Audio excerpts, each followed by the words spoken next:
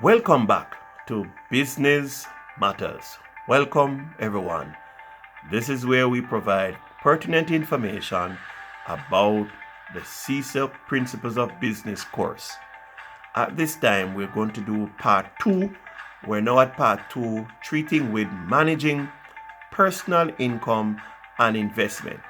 You might want to see the part 1 before starting part 2. Nevertheless, let's go right into it. We want to look at in our lesson at this time to differentiate between savings and investment.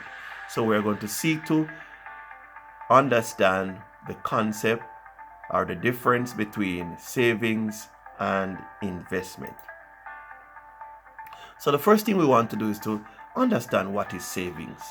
So savings is the process of setting aside a portion of current income for the future. So when we talk about saving, you're setting aside portions of your income, all right, for the future. Now, savings and investments are key to achieving financial security.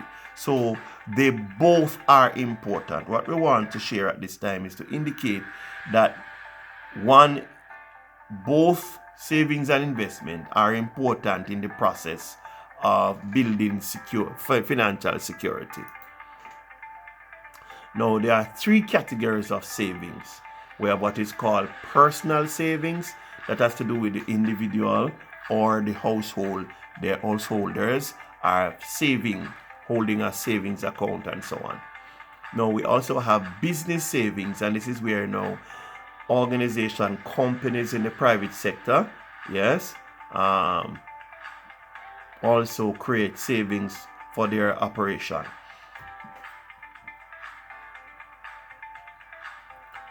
Government saving is the third category, and in the form, government saving now is in the form of budget surplus. So the government, based on how they have drafted the budget, their revenue, yes, is greater than their expenditure, and so there will be the difference, or the surplus, is referred to as government savings.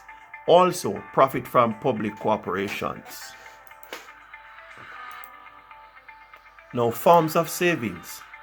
Now, we know about, in most Caribbean countries, we know about susu, or we may know about a partner, or the box hand, right? And this is where a group of persons agree to a portion of money, yes, and each will deposit it with a banker, an individual called a banker, and each of them will have their turn in taking draw from the partner, from the pool of funds, yes, until all members are benefited and received their draw.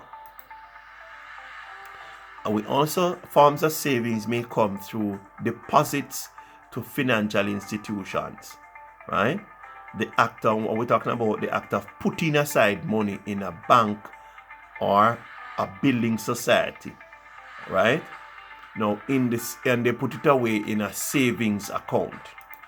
Thirdly, well, just before we go to the third element, they have also, the savings account is an interest-bearing account, right?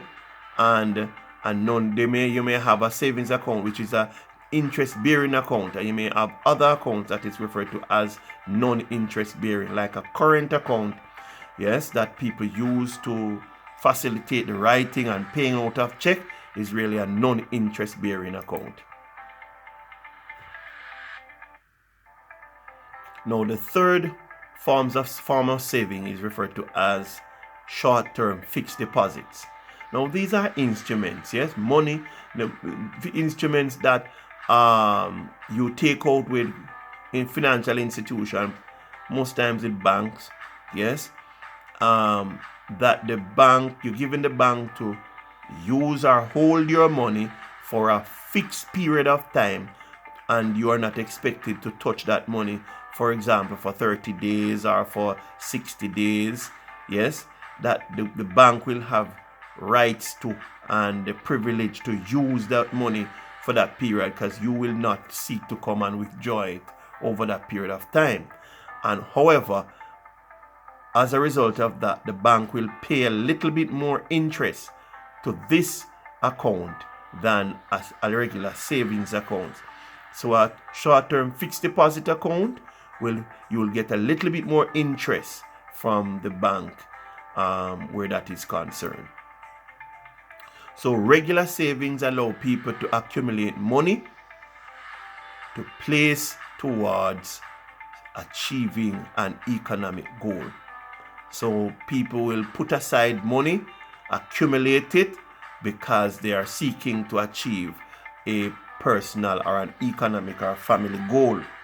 Now, a savings account does not allow one to gain wealth, right? If you are going to be using a savings account, then it's going to be difficult to gain wealth, yes, by using a savings account.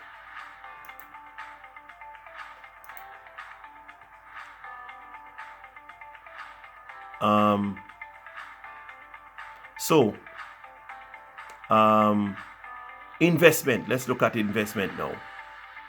An investment is an asset or item acquired with the goal of generating income or appreciation. So when we talk about investment now, you're really putting the asset to work so that that asset is generating income, or the asset is appreciating in value, so you are getting a higher value asset than you started out with.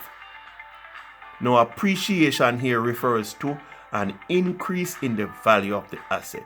So for example, you buy a piece of land today, and at the end of the year you sell the land, or in a few years, and you sell the land and you bought it for $1 million, and after the year is finished, the land is valued, let us say, $2 million or $1.5 million. So the value of the land is appreciated. The value has increased. Forms of investment. Yeah, so we talk about the forms of investment. Well, one has to do with purchase of stocks in the stock market. So you may invest your monies by using the stock market. We will be presenting at a later date a little bit more detail about the stock market.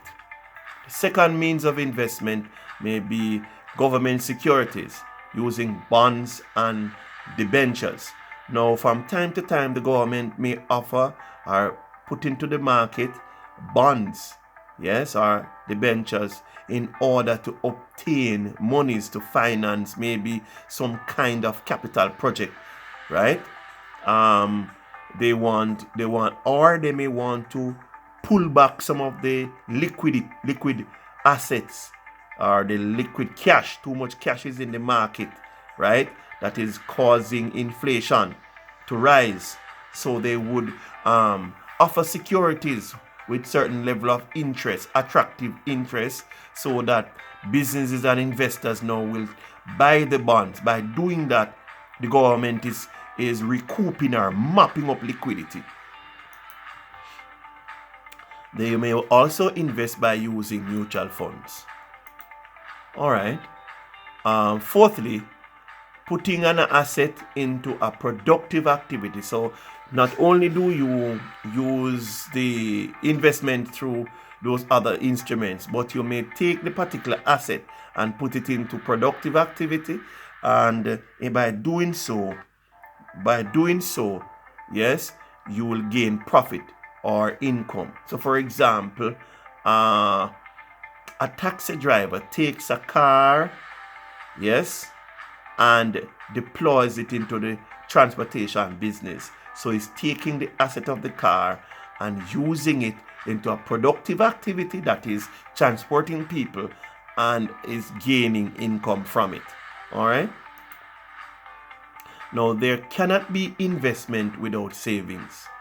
I want to say again, there cannot be investment without savings.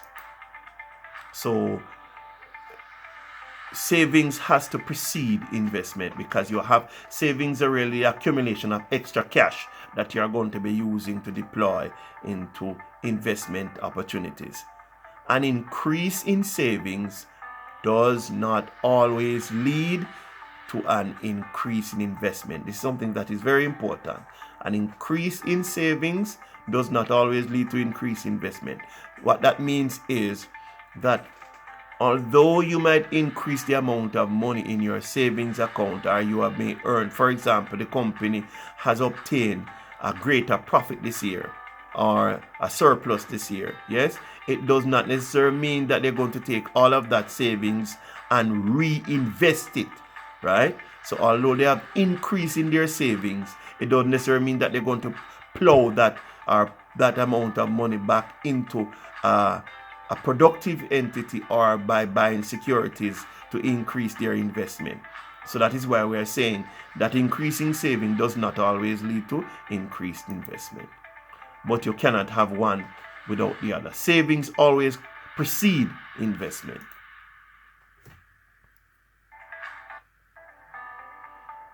Now we want to do some comparison now. That is what we want to do at this time.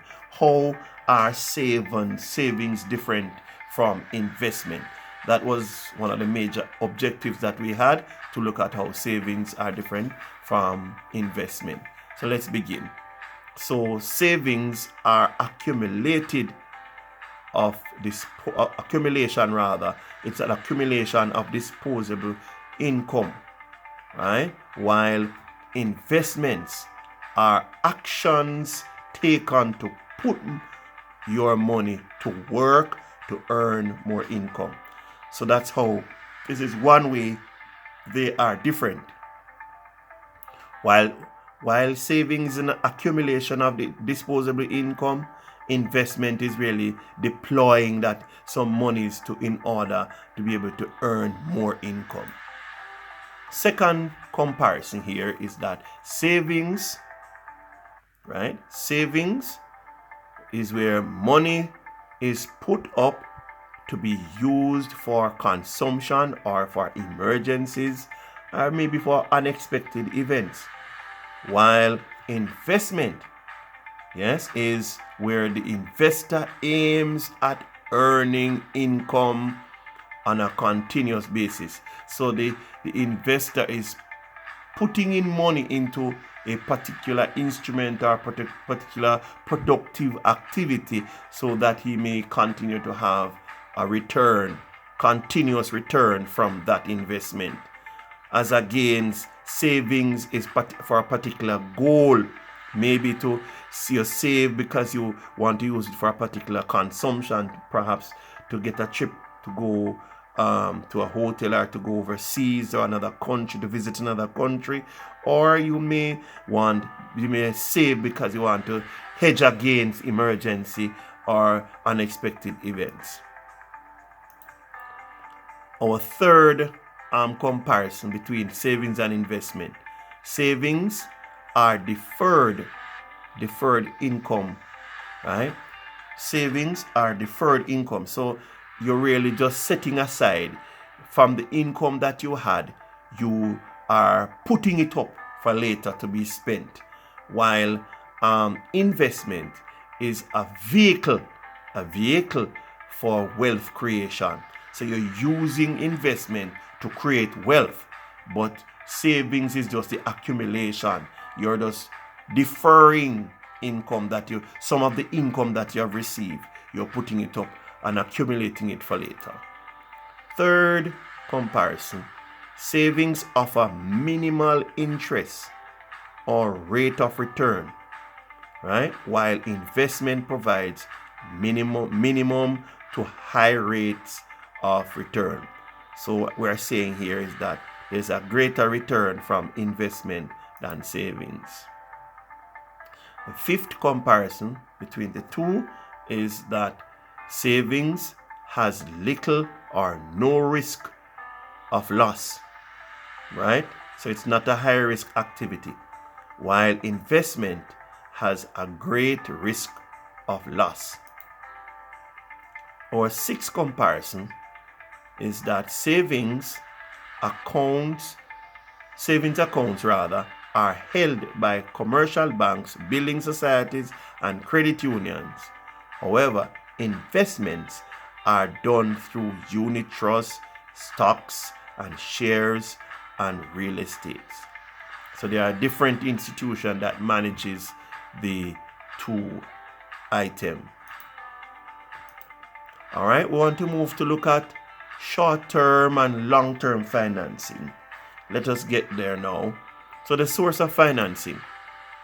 Now, businesses or individuals may source capital from one, private sources, that is from the family or from friends, right? So businesses or individuals may obtain from capital from private sources, well, as we say, from family and from friends to assist you in starting with the business. Secondly, they may obtain financing from suppliers. They might get what is called trade credits. Yes, different forms of trade credit. Can buy the goods on credit and hold it for a while before you repay.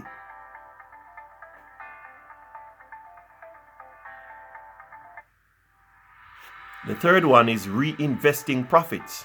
So you have business or whatever activity that you are carrying out, you are able to make a profit on it and you are reinvesting it. Right? You did not spend it for anything else. You are putting it back into the business activity to increase your net income. The fourth way of sourcing capital is through private financial institutions such as credit union, building societies, commercial banks, and merchant banks. All these are ways of obtaining financing. You also may obtain financing through government institutions, right? They may provide funding for specific outreach programs. And the sixth way is through pension funds.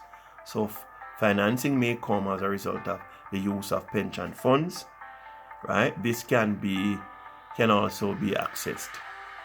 Now, let's look at short-term financing. Now, short-term financing are you sought to address when you seek short-term finances. You are seeking to address working capital expenditure, right?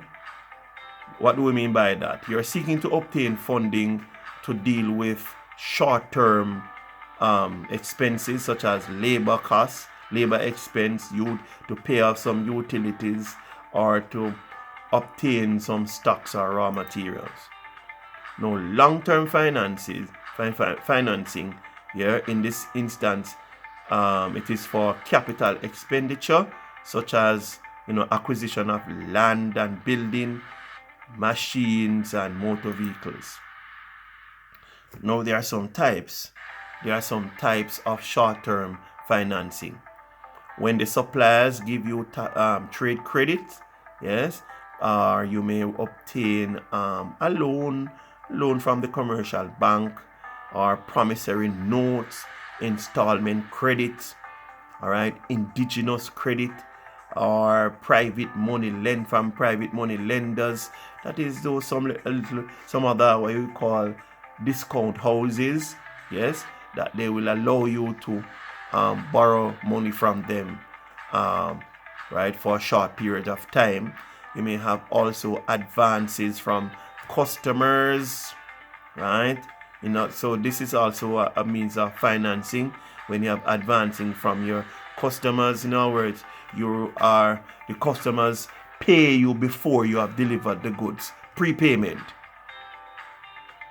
You may obtain short-term finances through what is called venture capitalists or venture capital firms, and this is where these institutions as we have said some time ago or in our last video, that they seek to help the entrepreneurs who have business ideas, and they will finance it for the return of becoming a part owner of that institution or business.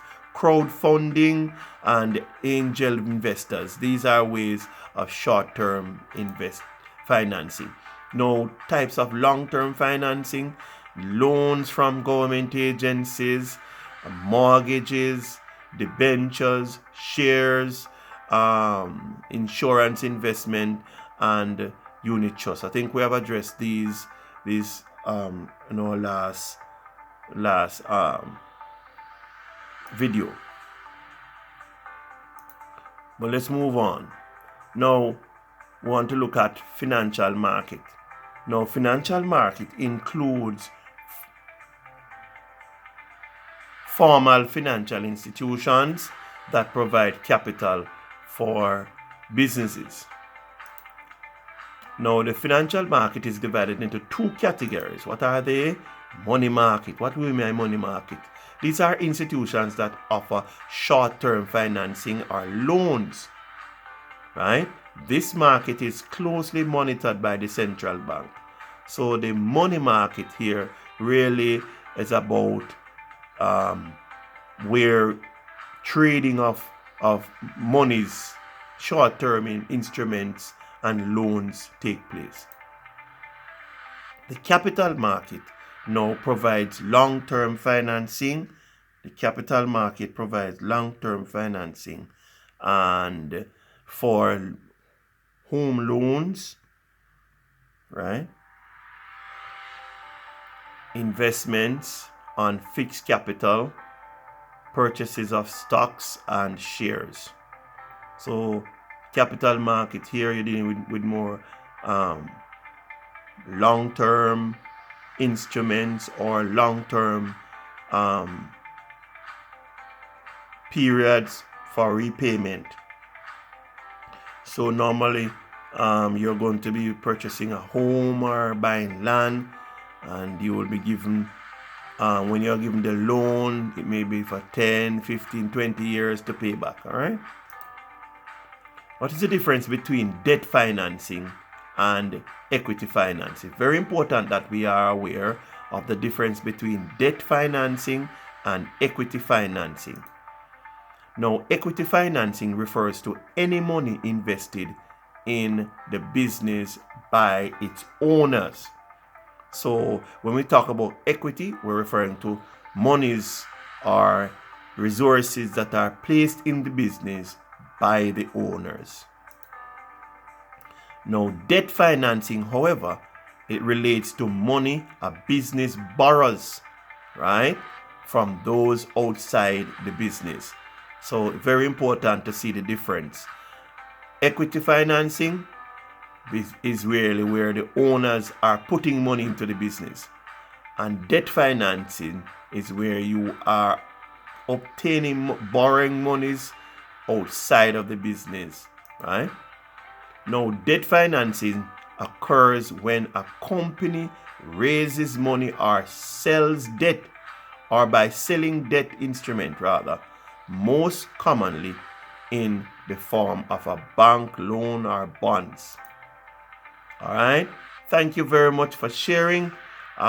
We are very pleased to have this privilege to have shared this important information for you. If you like this video, again, we say please click that like button to show us that you are liking what we are doing, and so we can produce more. Of course, as well, we ask that you click that subscribe button, and you will be informed when we will be uploading a new lesson. Thank you very much. God bless.